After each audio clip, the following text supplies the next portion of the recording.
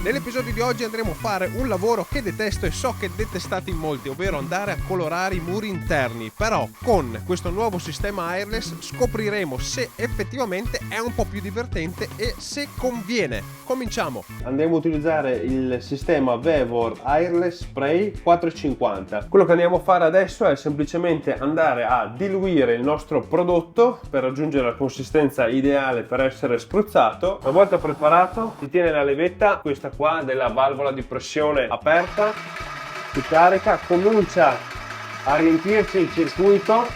Una volta che vediamo che la pittura esce, si chiude, va in pressione e noi siamo pronti per spruzzare. Proviamo un attimo su questa, adesso la pressione com'è? A battello? Esattamente un po' meno di 15. Tanta pressione secondo me. Fa questo sbroffino qua alla fine. Come si fa a risolverlo? Bisogna abbassare e regolare la pressione secondo me.